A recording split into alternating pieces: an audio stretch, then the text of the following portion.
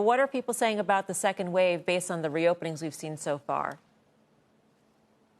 Well, they do say it's pretty early. I mean, if you look at the data, we do see that cases or hospitalizations are accelerating in at least 9 states. So that is concerning. But, we talked with Dr. Fauci today about whether a fall wave is inevitable. And he said, while cases will continue and that's inevitable, a big fall wave, he said, doesn't have to be inevitable if we respond to it in the right way and implement the measures needed. But another thing that I've talked with health experts about that they're really concerned about is the potential seasonality of this virus. So if we see in a couple weeks that suddenly cases really do collapse and sort of stay that way for the summer, does that then bode for a big uptick in the fall like we see with flu, and then coinciding with flu being an even bigger problem? So there are definitely major concerns around that, Mel. Right, and I guess the key will be a couple weeks. I mean, right, it's a 14-day period theoretically, and if things are just starting to reopen now, I guess the key will be what do things look like? What do the infection rates look like in a couple weeks or 3 weeks from now?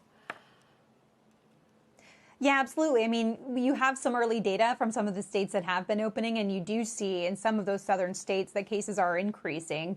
But experts do want a few more weeks of data to really get a good handle on that.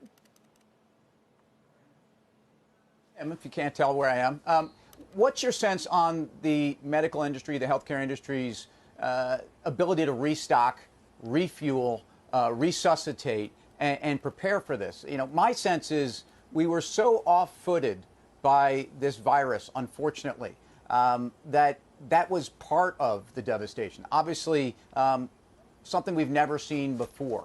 But the pendulum back that we may or may not have will be met with different consciousness, different approach, and systems that are restocked. Can you just talk about that? Because that, I believe, is giving people some confidence to get out there.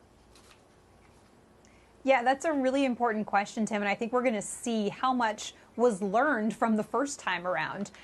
We have been hearing about efforts that are being taken to ramp up on the supplies that we saw shortages of, to sort of do longer-term supply orders so that there are incentives to make sure that these things are in place. And then, of course, come fall, there is some hope that there will be potentially new drugs available, vaccines even being tested on wide scales. So the tool set should be different, but we have to see how the industry uses this time if we do have a lull, and hope that they are able to use it wisely and really get prepared. Meg, you do an amazing job with this stuff. Is there anything in history that, I know people talk about the Spanish flu, but for example, polio, I think, is about as close a comparison as you can make in terms of people keeping their kids home and that type of thing. Just in terms of history, does that sort of line up? And if that's the case, what type of timeline are we looking at potentially? Because that lasted for quite some time. Yeah, it really did, Guy, and that's a really interesting question. With polio, I think one of the major differences is if you look back at the coverage of that vaccine race and what Dr. Jonas Salk was doing, when his trial proved to be effective, it was on the front page of every newspaper, and the entire country cheered, and people wanted to get that vaccine.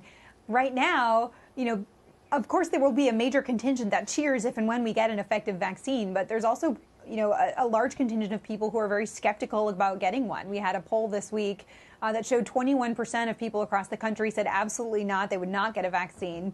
And the numbers are probably similar to the number of people who get flu shots now, which is not enough to confer herd immunity, which is when you can protect everybody by enough people being immune. So it's a really interesting comparison, but historical examples of timelines for vaccine development, the shortest was 4 years, and that was for mumps in the 60s.